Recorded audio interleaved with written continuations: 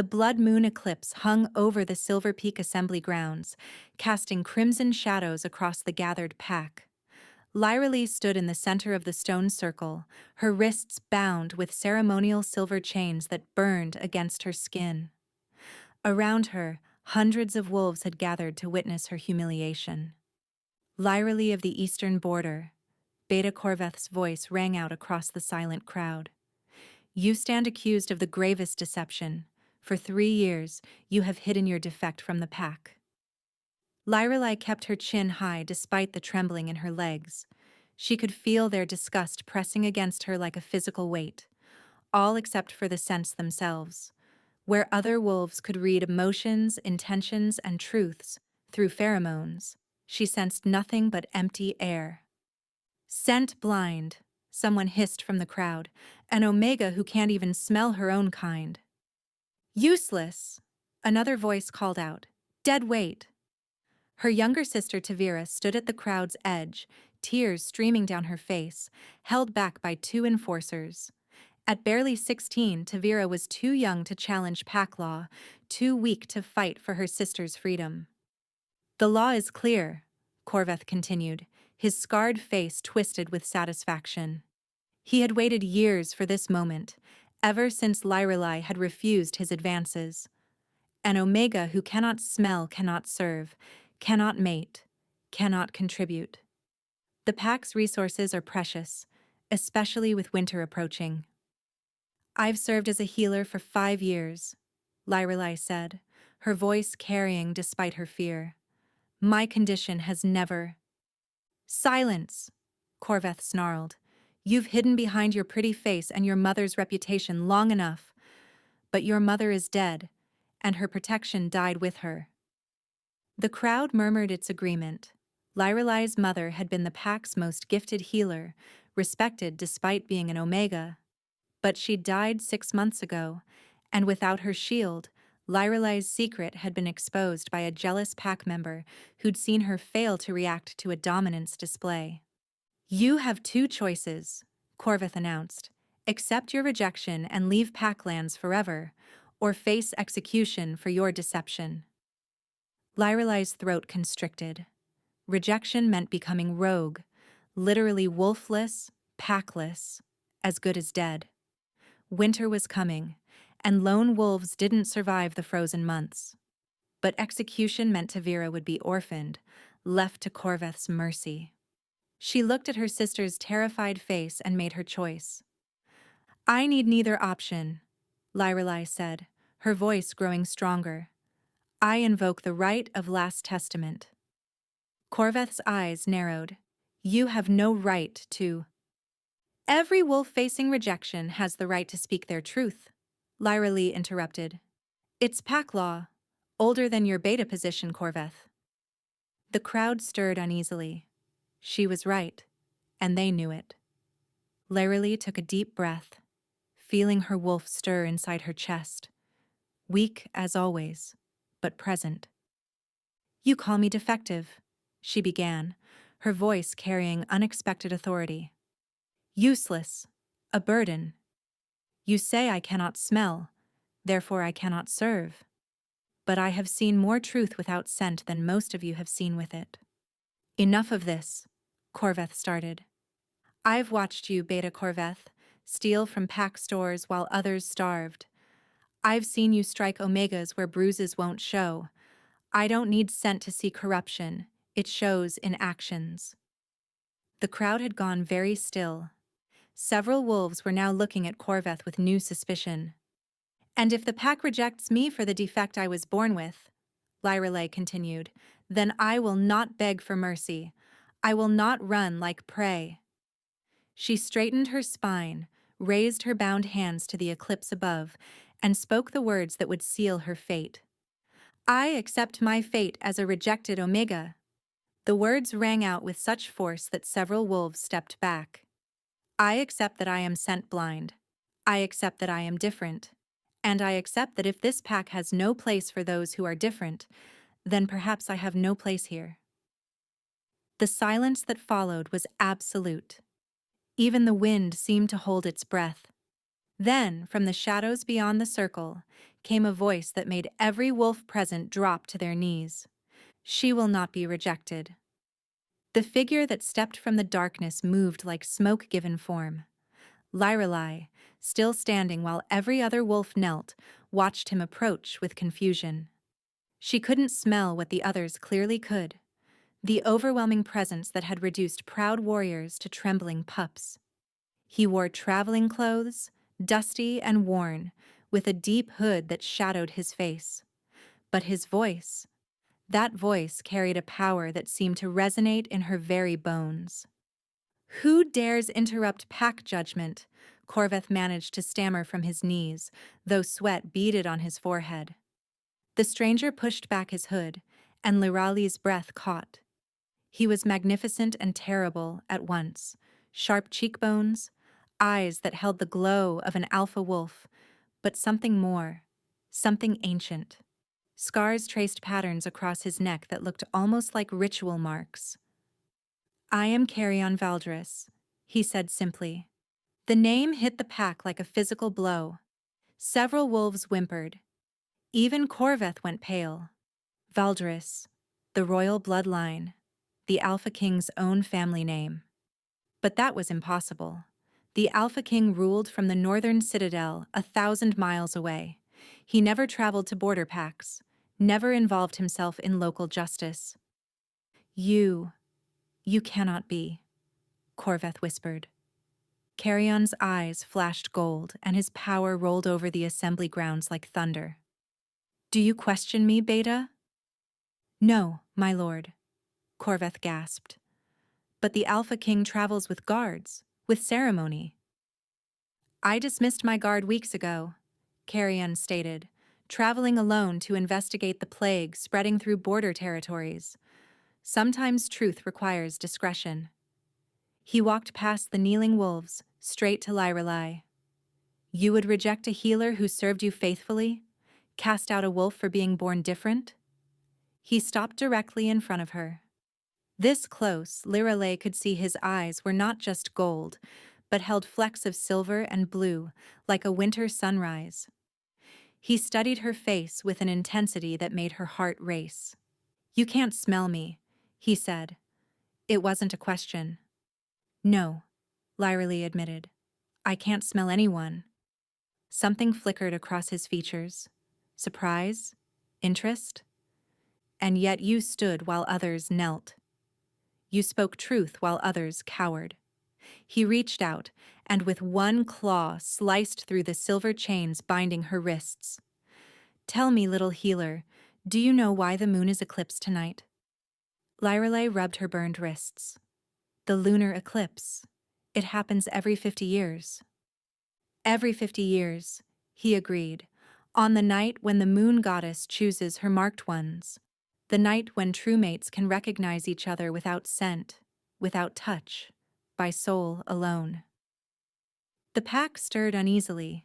True mates were legend, pairs so perfectly matched that they could share thoughts, power, even life force. "That's just a story," Lyrelai said. Carrion smiled then, and it transformed his harsh features into something almost beautiful. "Is it? Then explain why I felt your call from 100 miles away. Why your words of acceptance rang through every alpha bond in the territory. Why the eclipse itself seemed to pulse when you spoke." He turned to address the pack, though his eyes never left hers. "This Omega will not be rejected. She is under royal protection." "My lord," Corveth dared to speak, his tone carefully measured. "The pack law states that an Omega may be rejected for inability to serve," Carrion interrupted. "This healer has served. Pack law also states that any wolf may claim right of advocacy for the condemned." He looked down at Lyrelai, and something in his gaze made her shiver. "I claim that right." Gasps rippled through the crowd. Advocacy meant taking full responsibility for the condemned wolf. If she failed, if she proved unworthy, the advocate would share her punishment. "You can't," Lyrelai whispered. "You don't even know me." "Don't I?" He leaned closer, and she caught his scent, not through her nose but somewhere deeper. Ancient forests and lightning storms, power and wildness barely contained. Tell me you don't feel it, little healer. Tell me your wolf doesn't recognize mine. Her wolf, usually so quiet, was practically howling inside her. But that was impossible. She'd never reacted to any wolf before, never felt the pull others described. The eclipse has chosen, Carrion announced to the pack. And I have claimed. Does anyone challenge? Silence stretched. Then Corveth spoke carefully. My lord, perhaps you should know. There have been incidents. Wolves dying of mysterious illness. My own warriors have been investigating strange movements in our territory. Your warriors? Carrion's tone sharpened. A select group loyal to pack security, Corveth said smoothly. They've been tracking rogues who gather at our borders. Then where are these warriors now? Stationed throughout the territory, watching for threats. Corveth's eyes glinted. Should I summon them? That won't be necessary. Carrion turned back to Lyrelai. You will come with me. Wait. Lyrelai pulled back. My sister will be protected, he assured her. No harm will come to any under your care. Tavira broke free from her guards and ran to Lyrelai, throwing her arms around her waist. Lyra, don't leave me. I won't, Lyra promised, though she had no idea how she could keep that vow. She looked up at Carrion. If I come with you, my sister comes too. His eyes narrowed slightly, studying her. You would make demands of an alpha king? I would make requests of my advocate, she replied steadily. Something like approval flickered in his gaze. Very well, the child may come. He stepped back, addressing the pack once more. Send word to the northern citadel. The king has found something precious in your borderlands. His eyes fixed on Corveth. And if any harm comes to those under my protection while I'm gone, I will take it very personally. Corveth's face was a mask of rage, but he bowed. Of course, my lord. As Carrion led them away from the assembly grounds, Lyralee's mind raced. Why had he really come? What did he mean about feeling her call? And why did her wolf react to him when she'd never responded to another wolf in her life? Behind them, she heard Corveth dismiss the pack, his voice tight with fury. This wasn't over. She could feel it. But as they walked toward the pack house where Carrion would presumably stay, something else caught her attention. In the shadows between buildings, she glimpsed movement. Yellow eyes watched them, multiple pairs, tracking their every step.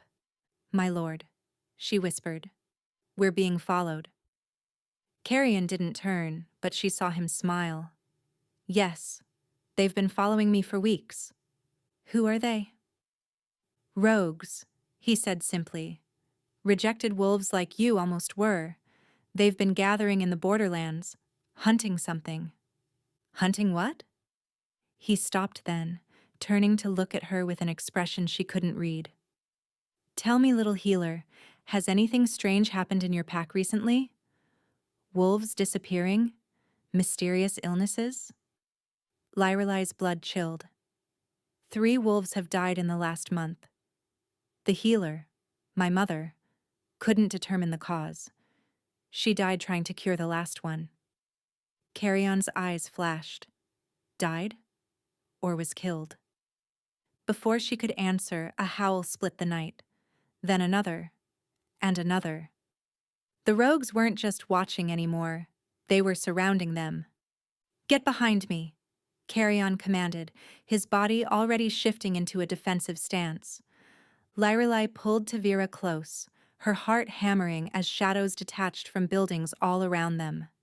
6, 7, 8 wolves emerged, their eyes gleaming feral yellow in the moonlight. But something was wrong with them.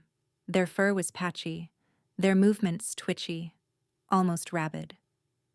Stay calm, Carrion said quietly. They're not here for you. How do you know?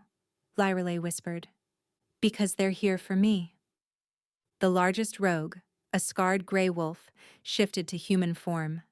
His body was covered in strange marks, not scars but symbols that seemed to writhe under his skin. Alpha King, the rogue rasped, his voice rough from disuse. We've waited so long for you to come alone. Javan, Carrion acknowledged. I thought you were dead. Death would have been kinder than what they did to us. Javan's eyes flickered to Lyrelai, but we survived. We adapted. And now we've found you at the perfect moment, when the eclipse weakens even kings. What do you want? Carrion demanded. Javan's laugh was bitter. Justice, truth, and most of all, his gaze fixed on Lyrelai, the moon healer who can end this nightmare. Moon healer? Lyrelai frowned. I'm just a healer. Just a healer who heard an Alpha King's call across 100 miles? Just a healer whose mother died studying a plague that shouldn't exist? Javan stepped closer. During my years as a rogue, I've pieced together fragments of ancient texts.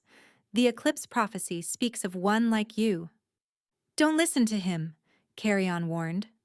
But Javan continued. The Alpha King has been searching for you specifically.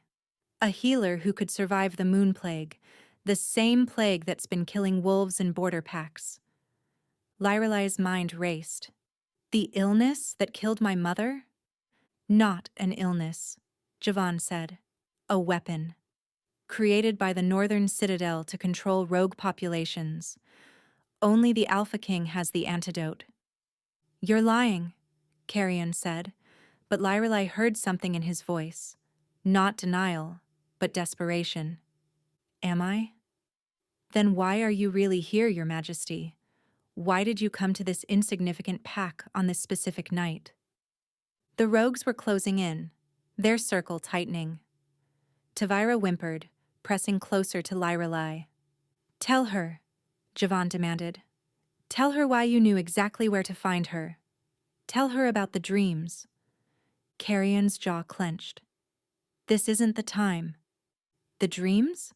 Lyrelai interrupted, a memory surfacing. I've been having dreams. For weeks. A voice calling to me, telling me to be strong, to wait for the eclipse. Javan's smile was vicious. The moon healer, one born every generation with the power to heal what shouldn't be healed. Your mother discovered multiple vials of the plague in our territory. Someone's been spreading it deliberately. Carrion moved faster than lightning. One moment he was standing beside Lyrelai, the next he had Javan by the throat. Enough, he commanded, his voice carrying alpha authority. But Javan just laughed, even as Carrion's claws drew blood. You can't command us anymore. The plague freed us from pack bonds. The other rogues attacked simultaneously. Run! Carrion shouted, throwing Javan aside to meet the charge. But Lyrelai couldn't move. As the first rogue reached them, something exploded inside her.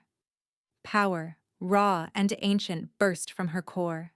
Her hands glowed with lunar energy, and when she threw them forward, a barrier of pure moonlight erupted around them. The rogues slammed into it and were thrown backward, howling in pain. Everyone froze. Impossible, Javan gasped from where he'd fallen. You really are the moon healer, the rarest gift, given to one wolf per generation. The power to heal or destroy, to break bonds or forge them. That's why you came? Lyrelai said to Carrion, understanding flooding through her. You knew what I was. I suspected, he admitted quietly. The dreams were a test. Only a moon healer could hear an alpha's call across such distance. And you need me to cure the plague. Yes, the plague you created. Carrion's silence was damning. The mighty Alpha King, Javan laughed, forced to seek help from the very type of wolf the plague was designed to eliminate. Tell me, Your Majesty, how many Omegas have died from your weapon?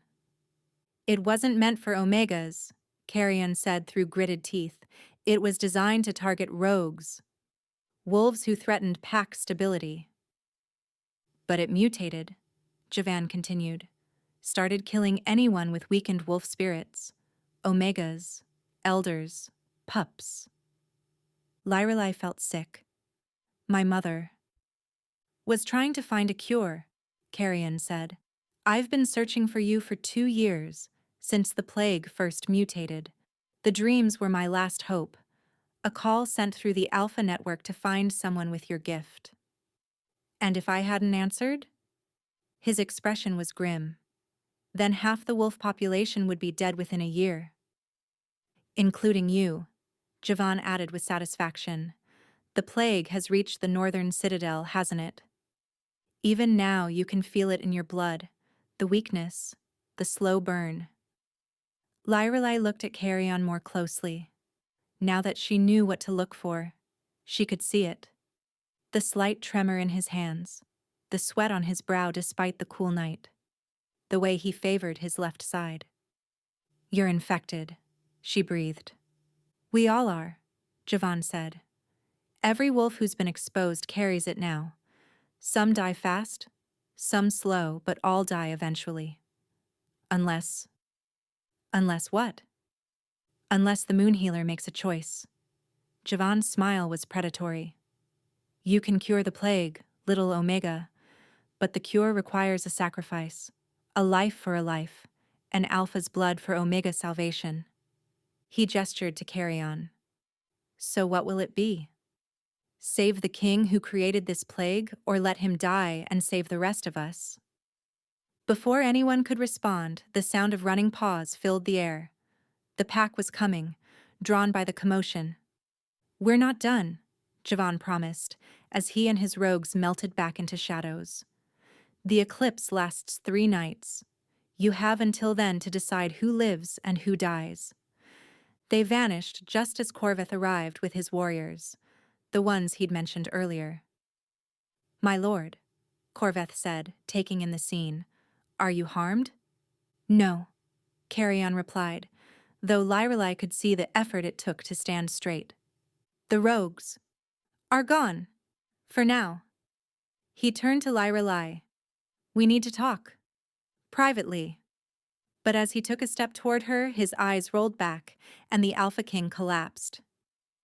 Get him inside, quickly, Lyrelai commanded, her healer instincts overriding her shock.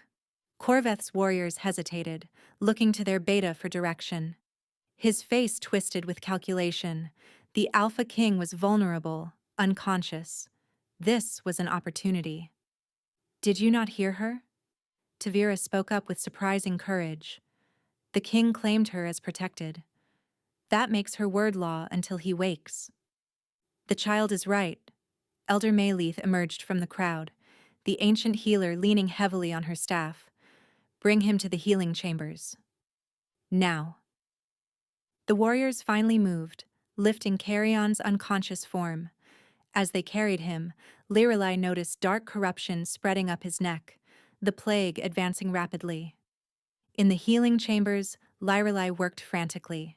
Her hands glowed with celestial power as she pressed them to Carrion's chest, but the plague fought back, dark energy wrestling with her moonlight. It's too strong, she gasped. It's like it knows me, like it's been designed to resist. Because it has, Mayleith said quietly. She'd dismissed the others, leaving only Lyrale, Tavira, and herself. Child, there are things you need to know. About your mother. About what she discovered before she died. What things? The elder pulled out a worn journal. Your mother's notes. She discovered multiple vials of pure plague hidden in the pack stores. Someone was deliberately infecting wolves. She also found an ancient scroll about something called the Moonbridge Ritual. Where is this scroll now? Corveth took it after your mother's death. Claimed it was pack property. Your mother suspected he was working with someone, spreading the plague to wolves who challenged his authority. A chill ran down Lyrelai's spine. You think Corveth killed her? I think your mother was murdered for getting too close to the truth. Before Lyrelay could respond, Carrion's body convulsed. His eyes snapped open, but they weren't his normal gold. They were pure black. Too late, he rasped in a voice not entirely his own. The plague has reached my wolf. No. Lyrelly pressed her hands harder against his chest, pouring more power into him. I won't let you die. You don't understand, he gasped. If an Alpha King dies from the plague, it spreads through every pack bond. Every wolf connected to the Northern Throne will be infected instantly. How many wolves? Thousands? Tavira grabbed Lyralay's arm. Lyra, your nose. Blood was dripping from Lyralay's nose, the cost of using so much power. But she didn't stop. There has to be another way, she insisted. Carrion's hand caught hers, his touch burning with fever. There is. But you won't like it. Tell me. The mate bond, he whispered. If we were fully bonded, true mates, you could share the plague's burden. Your moon magic could burn it out of both of us. But we're not. The eclipse makes it possible. Even without scent, even with the plague. But his expression darkened. It would bind us permanently. No breaking it. Ever. Do it. Everyone turned to stare at Tavira. Tavi, you don't understand, Lyrelay began. I understand that if he dies, thousands die, including us. And I understand that he came here to save you from Corveth. Her young eyes were fierce. Mom would say the choice is obvious. A crash echoed from outside, followed by howls. Melith rushed to the window. Rogues! Dozens of them! They're attacking the pack house! They're creating chaos! Carrion struggled to sit up. Javan knows if I die during an attack, it'll look like they killed me. No one will suspect. He coughed, blood spattering his lips.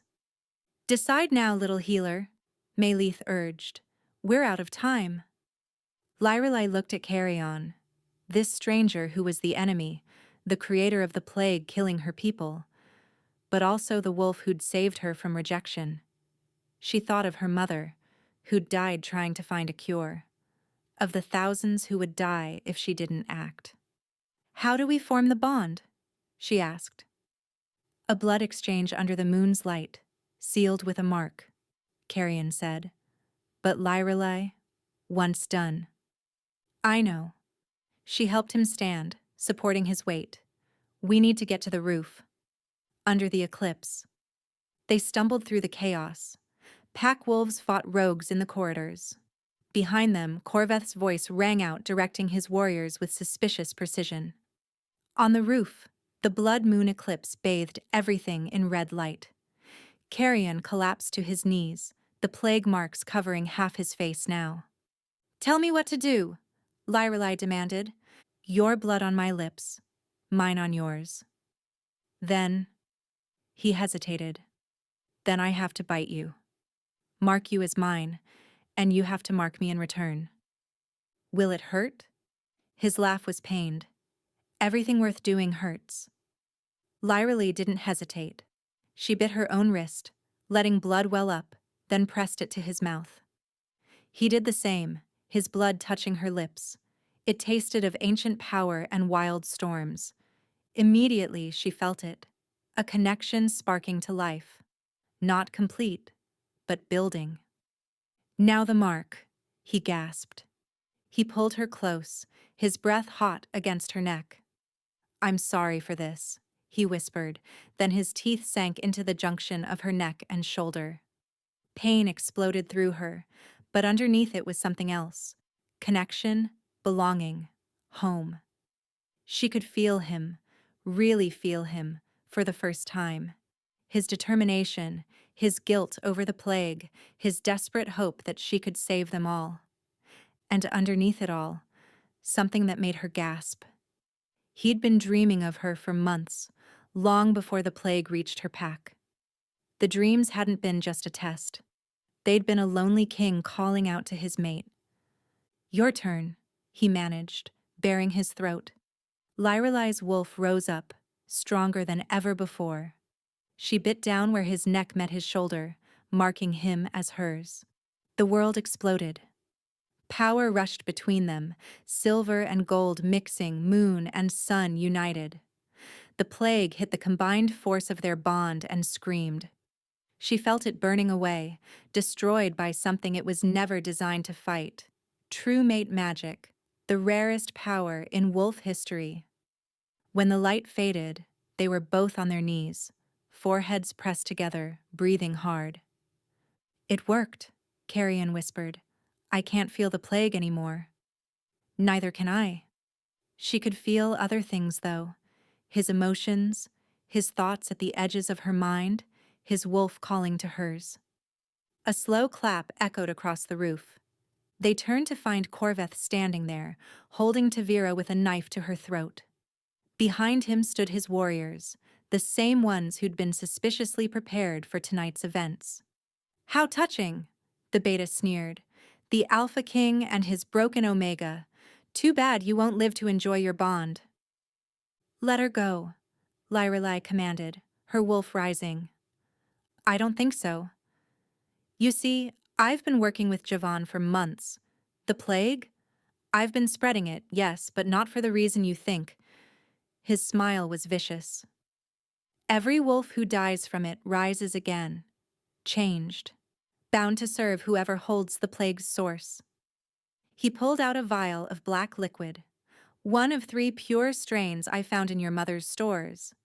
With these, I can build an army of plague wolves, starting with your precious sister." "No!" Lorelei lunged forward, but Corveth pressed the knife harder against Tavira's throat. "One more step, and she dies the old-fashioned way." "What do you want?" Carrion demanded, struggling to stand. "What I've always wanted. Power. Give me the Northern Throne, name me your heir, and I'll let the girl live." "You're insane," Carrion stated. "Am I? Look around. Half your pack is already infected. By dawn, they'll all serve me. Unless—" he smiled.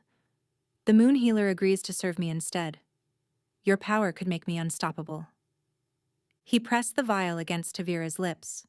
"Choose quickly. Your sister's life, or your freedom." The eclipse pulsed overhead, and Lorelei felt something stirring in her chest.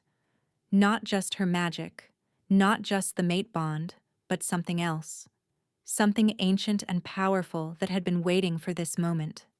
"I choose neither," she said, and her voice carried the weight of the moon itself. "What?" Corveth's eyes widened as Lirali began to glow. "You forgot something, Beta," she said, rising to her feet. "I'm the Moon Healer, bonded to an Alpha King under an eclipse." Power exploded from her, but Corveth had already started pouring the plague down Tavira's throat. "No!" Lorelei screamed, but it was too late. Tavira's eyes rolled back, shadow lines spreading across her young face as she collapsed. Tavira's body convulsed on the roof tiles, plague marks spreading like spiderwebs across her skin. Lirali dropped beside her sister, lunar glow pouring from her hands, but the plague fought back viciously. "It's different," she gasped, "stronger than what infected you." "Because it's the pure strain," Corveth said, still holding the empty vial. "Undiluted. She has minutes, maybe less." Carrion lunged at the beta, but Corveth's warriors intercepted him, silver chains wrapping around his limbs. In his weakened state, still recovering from his own near death, he couldn't break free. "Stop fighting and listen," Corveth commanded. "The girl doesn't have to die. The pure plague can be directed, controlled. Swear a blood oath to serve me Lirale, and I'll save her." "You can't save her," Lirelei said. "You don't have that power."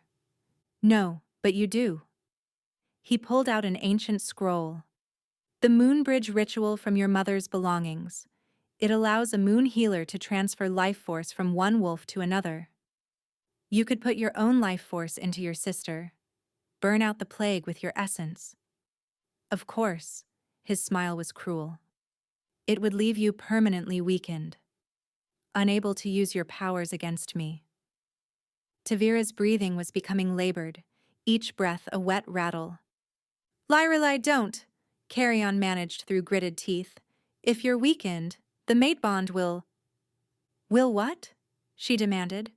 Will pull life force from me to sustain you. We're bonded now. If you sacrifice your power, you'll drain mine too. The Northern Throne would be defenseless. How unfortunate, Corveth said with false sympathy. Save your sister and doom the kingdom, or let her die and keep your power. The choice is yours. But as Lirali looked at Tavira's pale face, she realized there was a third option, one Corveth hadn't considered.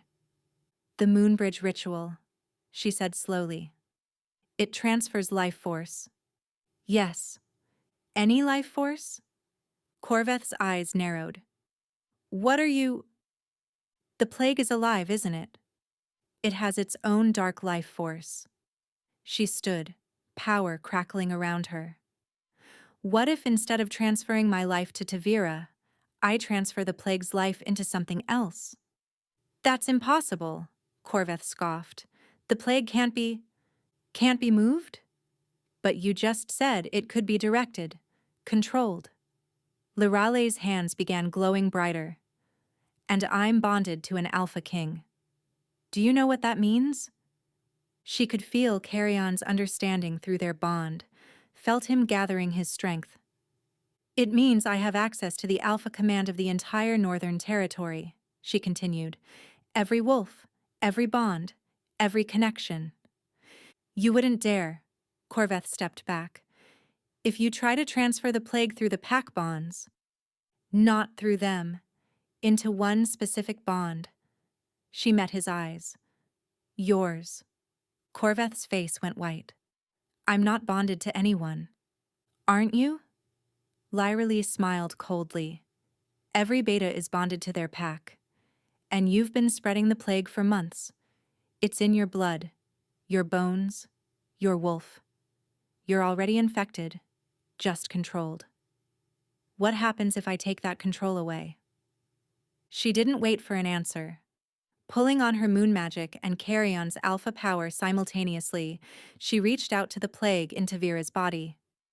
It resisted at first, then began to move, drawn by her will. No! Corveth lunged for her, but his own warriors stepped back, suddenly uncertain.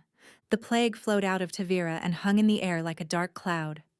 Lyrali could feel its hunger, its need to infect, to spread. She turned that hunger toward Corveth. You wanted an army of plague wolves, she said. Congratulations, you get to be the first. The black cloud slammed into Corveth.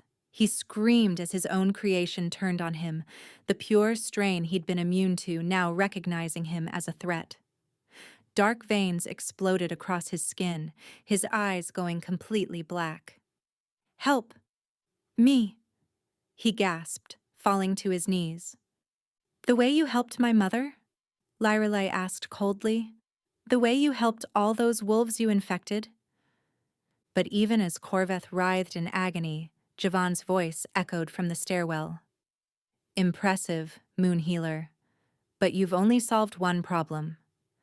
The rogue Alpha appeared with dozens of plague wolves behind him, not his original rogues, but pack members who'd been infected during the fight. Their eyes were all black, moving in unnatural synchronization. Corveth gave me the other 2 vials. Javan held them up, both glowing with sickly green light. And plague wolves respond to whoever holds the source. Destroy them, Carrion commanded, finally breaking free from his chains. Destroy the only thing that could cure them all? How noble. Javan gestured to the plague wolves. Each of these was someone's family, friend, packmate. Kill the source, and they all die. Don't, and they serve me. Tavira stirred weakly in Lyrale's arms, alive but barely conscious. Around them, more plague wolves appeared on the roof, the infection spreading faster than wildfire. You have seconds to decide, Javan said. Join me, and I'll cure them. Refuse, and I'll order them to tear this entire pack apart, starting with the pups in the nursery. Lyrelei felt something shift in the air. The eclipse above pulsed once, twice, and she heard something impossible. Her mother's voice, carried on the wind. The moon provides, my daughter. Remember what I taught you. Life and death are cycles. What dies under the eclipse can be reborn. She understood. Carry on, she said through their bond. Trust me. Then, before anyone could stop her, she grabbed both vials from Javan's hand and drank them all. The pure plague hit Lyrelei's system like liquid fire. She collapsed, her body convulsing as the darkness spread through her veins. But instead of fighting it, she embraced it, pulling it deeper into her core where her moon magic resided. What have you done? Javan roared. Through her bond, she felt Carrion's terror and forced herself to send one thought. Watch. The plague reached her moon magic, and something unprecedented happened. Instead of consuming her power, the two forces began to merge. Light and dark swirling together, creating something entirely new. A silver-black energy that pulsed with the rhythm of the eclipse. Impossible, Javan breathed. Lyrali rose to her feet, her eyes now swirling silver and black. She could feel every plague wolf in the territory, every infected cell, every trace of the darkness Corveth and Javan had spread. But more than that, she could feel the wolves trapped within, their spirits crying out for freedom. You forgot something, she said, her voice echoing with otherworldly power. I'm not just a moon healer. I'm a healer whose mother died studying this plague. She left me everything, her notes, her research, her discoveries. She raised her hands, and the infected wolves all turned to look at her. The plague doesn't kill the wolf spirit, she continued. It imprisons it, and a prison can be broken from the inside. Through her mate bond, she pulled on Carrion's alpha command, but instead of ordering the wolves, she sent them something else. Her own memories of freedom, of choice, of the moment she accepted her fate as a rejected Omega and found her strength. One by one, the plague wolves began to shake their heads, fighting against the darkness. Stop them, Javan ordered, but his commands fell on deaf ears. You have no power here, Lyrelei told him. The plague responds to whoever holds its source. And now that source is me. She walked toward him, each step leaving silver-black footprints that gleamed in the moonlight. But unlike you, I don't want slaves. I want to free them. She pressed her glowing hand to the nearest plague wolf's forehead. The darkness shattered like glass, revealing a confused but free pack member beneath. No! Javan shifted to wolf form, massive and scarred, lunging for her throat. Carrion intercepted him mid-leap, the two alphas crashing together in a tangle of fangs and fury. But Javan had years of rogue survival while Carrion was still weakened. Within moments, Javan had him pinned. You should have stayed in your citadel, Javan said. Now watch your mate die. He turned toward Lyrelei, but she didn't move, didn't flinch. Instead, she smiled. You still don't understand, she said. The plague is mine now. Every wolf you infected, every drop of darkness you spread, it all answers to me. She opened her arms wide, and every plague wolf on the roof, every infected pack member, turned to face Javan. But I won't command them to attack you, she said. That would make me no better than you. Instead, she sent a pulse of silver-black energy through the plague network. Every infected wolf suddenly glowed with the same mixed light, the plague burning away from inside out. In seconds, dozens of wolves were freed, collapsing but alive. Javan stared in horror as his army dissolved. You're destroying it all. No, Lyrelei corrected. I'm transforming it. She approached Corveth, who lay twisted in agony from the pure plague. Even you deserve a choice, she said, kneeling beside him. Accept judgment for your crimes, or die here. Save me, he gasped. She pressed her hand to his chest, burning out the plague but leaving him weakened, mortal. You'll live. Long enough to face justice. Only Javan remained, backing away from the freed wolves who now surrounded him with hostility. You think you've won? He laughed bitterly. You have no idea what you've become, Moon Healer. The plague isn't gone. It's part of you now. You're not Wolf anymore. You're something else. Something that shouldn't exist. Maybe, Lyra Lee agreed. But I exist anyway. The eclipse suddenly flared brighter, bathing everything in crimson. Lyrelai felt a pull, ancient and irresistible, drawing her toward the moon itself. What's happening? Carrion reached for her, but his hand passed through her arm as if she were made of moonlight. The price, Elder Melith said, appearing on the roof with other pack members. Moon magic demands balance. She took the plague into herself, saved dozens of wolves. Now the moon claims its due. No, Carrion said. We just found each other. Lyralay's form was becoming translucent, her body converting to pure energy. She could feel herself being pulled into the moon's embrace, becoming one with the celestial power she'd channeled. I won't let you go, Carrion swore, grabbing her fading hands. Through their bond, she felt him pouring his own life force into her, trying to anchor her to the physical world. You'll die, she protested. Then we die together. But Tavira, weak but determined, crawled forward. No, she said firmly. Nobody's dying tonight. The young wolf pressed her small hands over their joined ones. Mom always said the moon provides, but family endures. We're family now, aren't we? By pack, by bond, by choice? Something shifted. The pull lessened.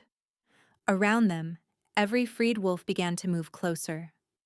One by one, they placed their hands on Lirali, Carrion, and Tavira, forming a living chain. Pack is strength, they chanted, an ancient ritual Lyrelai had only heard in stories. Moon provides, pack endures. We claim this wolf as ours. The energy shifted, no longer pulling Lyrelai away but cycling through the pack. Each wolf taking a tiny fraction of the plague's burden, diluting it until it became harmless. Together, Melith said. That's what you forgot, Javan. Wolves aren't meant to be alone. The pack's combined strength held Lyralee to the earth, but the moon's pull hadn't ended. It had merely changed. As the wolves chanted, celestial light began to emanate from every member of the pack, connecting them in a web of luminous threads with Lyrelai at the center. Something's different, Melith whispered, her ancient eyes widening. This isn't just a claiming ritual. The moon is choosing. The eclipse pulsed 3 times, each pulse sending waves of energy through the gathered wolves. With each wave, Lyrelai felt herself changing, not fading now, but transforming into something unprecedented. The eclipse prophecy is real? Javan gasped from where he lay defeated. You fools! You've triggered it! What prophecy? Carrion demanded, still pouring his strength into maintaining his mate's physical form. Javan laughed bitterly. The ancient texts I found spoke of this. When conditions align perfectly, when a moon healer bonds with an alpha king under an eclipse, when plague and healing merge as one, the moon goddess returns. Either the age of wolves ends, or it evolves. The luminous threads connecting the pack suddenly turned gold, then silver again, pulsing between the 2 colors. Each pulse brought visions, flashes of possibility that all could see. Wolves walking freely among humans. No more hiding, no more fear. But also, wars. Humans hunting wolves with weapons they couldn't fight. Peace between packs. Unity under a single throne. But also, tyranny. Freedom lost to absolute rule. power beyond imagination, wolves ascending to their true potential, but also corruption, power poisoning even the purest hearts. The moon demands a choice, Mayleith interpreted. What future will you choose, moon healer? What price will you pay? Lyrelei felt the weight of decision crushing down on her. Every path led to triumph and tragedy in equal measure. How could she choose the fate of all wolves? You don't choose alone, Carrion said through their bond. We choose together. The pack chooses, Tavira added weakly. Isn't that what unity means? But before anyone could respond, a new voice cut through the night. Cold, ancient, and definitely not mortal. Actually, the choice has already been made. Everyone turned to see a figure materializing from moonlight itself. She was tall, ethereal, with silver hair that seemed to move without wind and eyes that held the depth of eternity. The moon goddess. Mayleith dropped to her knees. The goddess laughed, a sound like silver bells. Goddess is just a title, Elder. I'm simply the first moon healer, the one who started this cycle thousands of years ago. She approached Lyrelei, studying her with ancient eyes. You've done something I never could, child. You merged light and dark, plague and healing. You didn't choose between saving or destroying. You transformed. I don't understand, Lyrelei managed. The prophecy was never about choosing one future. It was about finding someone strong enough to hold all possibilities simultaneously. The goddess touched Lyrelei's forehead. Someone who could be bridge between all worlds, wolf and human, alpha and omega, light and dark. Power surged through Lyrelei, not painful this time but completing. She felt herself expanding, not physically but spiritually, becoming connected to every wolf who had ever lived, who would ever live. But such power requires anchors, the goddess continued, turning to Carrion, an alpha king as mate, to ground her to the present. Then to Tavira, family as heart, to remind her of love. Finally to the pack, and a pack as foundation, to keep her humble. What are you making me? Lyrelei asked. The first lunar prime, the goddess replied. Neither fully wolf nor fully moon, but something between. You'll walk in both worlds, bridge all divides. Through you, wolves will finally step out of shadows, not through force or revelation, but through gradual understanding. That's not an answer, Carrion said protectively. The goddess smiled at him. Your mate will be immortal as long as the moon rises, but she'll also be mortal as long as you live. She'll have power beyond measure, but only when defending others. She'll be able to grant the moon's gifts to worthy wolves, but never force them. And the plague? Lyrelei asked. Will become your greatest tool. You've transformed it from a weapon of destruction into one of healing. Wolves who are dying can choose your transformed plague as medicine. It will either heal them completely or grant them peaceful passage. Javan struggled to his feet, rage twisting his scarred features. You're making her a god. No, the goddess corrected. I'm making her what she already chose to be, a healer who sacrifices for others, an omega who stands against injustice, a wolf who chooses love over power. She began to fade. The eclipse sets soon. When it does, the transformation will complete. But know this. She looked directly at Corveth, who cowered in chains. Those who use the plague for evil will face judgment. The moon remembers all sins. As the goddess vanished, Corveth began to scream. The plague marks on his skin turned silver, burning like brands. Please, make it stop. I can't, Lyrelei said, though she felt no satisfaction in his suffering. The moon's justice isn't mine to control. But mercy is, Carrion said quietly. He looked at Lyrelei. If you're to bridge all worlds, perhaps starting with mercy would show your intent. Lyrelei considered. then placed her hand on Corveth's forehead. The burning ceased, though the marks remained. You'll live. You'll remember what you did. And you'll spend your life making amends. Corveth collapsed, sobbing with both relief and genuine remorse. The eclipse was beginning to fade, crimson light softening to regular silver. As it did, Lirale's form solidified, but she was changed. Her hair now had silver streaks that caught moonlight, her eyes swirled with subtle silver threads, and when she moved, she seemed to leave faint afterimages of light. "How do you feel?" Carrion asked, pulling her close. "Different. Complete. Like I finally know who I'm supposed to be." She turned to address the pack. "I know you didn't ask for this. For your rejected Omega to become something supernatural. If you want us to leave?" "Leave?" a young warrior interrupted. "You saved us all. You freed us from the plague. You're our Luna, our moon healer, our bridge to a better future." One by one, the pack wolves knelt, not in submission, but in respect.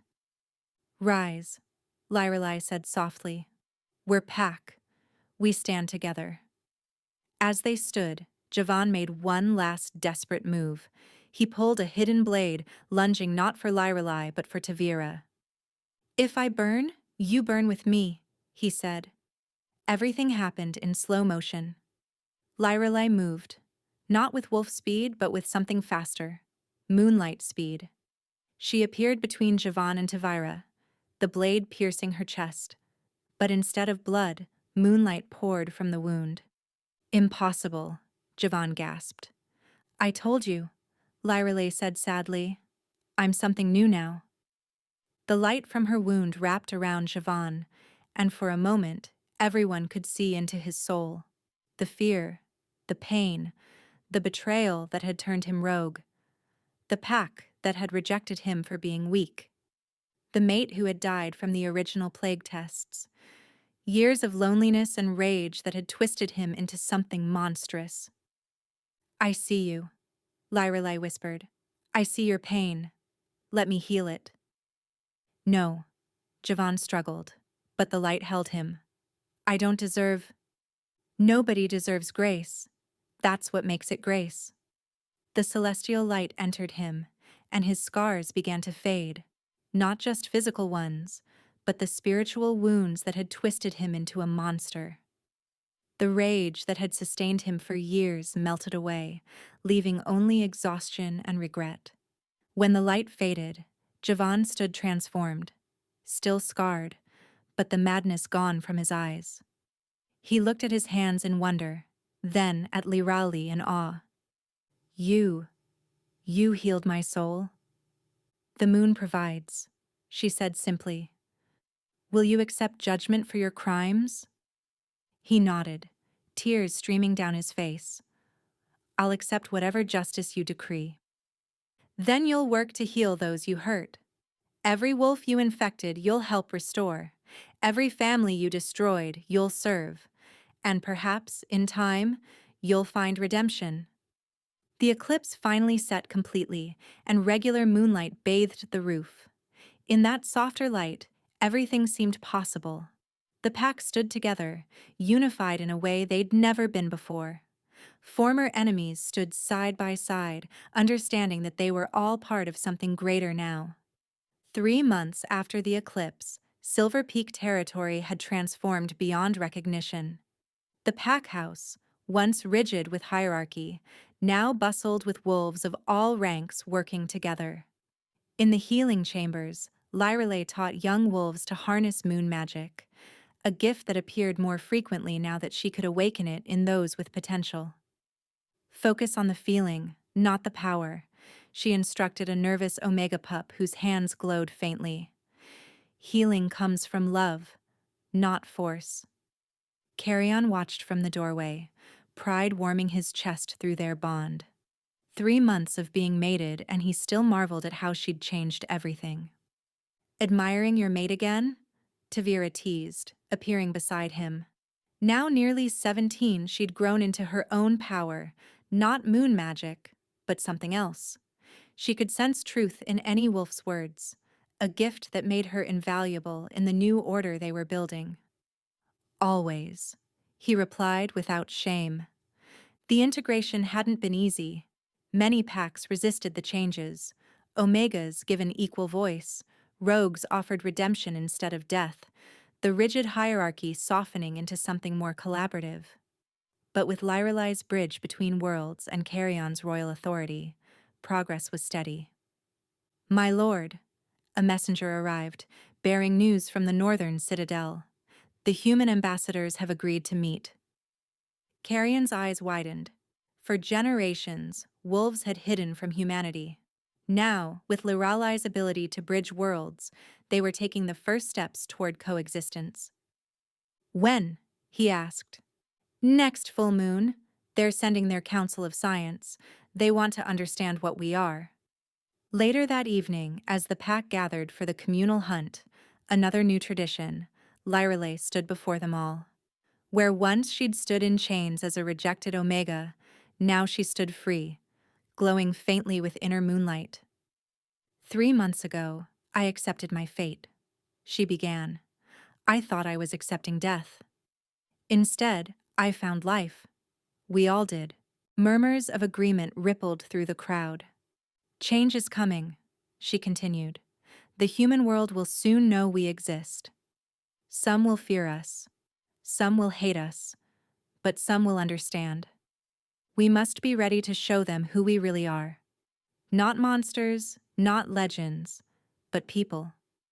Different, yes, but worthy of respect. What if they try to destroy us? Someone called out. Then we'll defend ourselves. But we won't strike first. We won't become the monsters they imagine. She looked at Siobhan, who stood with the reformed rogues he now led in restoration work. We've learned that even the most lost can find their way home. Corveth stepped forward. His punishment had been unique, stripped of his beta rank but not exiled. Instead, he served the Omegas he'd once oppressed, learning humility through service. The silver scars from the moon's justice remained, a permanent reminder. I request permission to speak, he said humbly. Lyrelai nodded. I spent years spreading poison, he admitted to the pack. Not just the plague, but poisonous ideas. That Omegas were less than. That power meant dominance. I was wrong. He knelt before Lyrelai. You showed me mercy when I deserved none. I pledge my remaining years to proving worthy of that mercy. The pack listened in stunned silence. The proud, cruel beta they'd known was gone, replaced by someone genuinely repentant. Rise, Lyrelai said. Redemption isn't granted, it's earned daily. Keep earning it. As the gathering dispersed for the hunt, Melith approached. The elder moved slower these days, but her eyes remained sharp. The moon goddess visited my dreams, she said quietly. The transformation isn't complete. What do you mean? Carrion asked, instantly alert. Lyrelai carries something new, something that will bridge our kinds permanently. Lyrelai's hand moved instinctively to her stomach, and through their bond, Carrion felt her sudden awareness. You're pregnant, he breathed. With the first of the new generation, Melith confirmed, children who will be both wolf and moon-touched from birth. They'll walk freely in both worlds.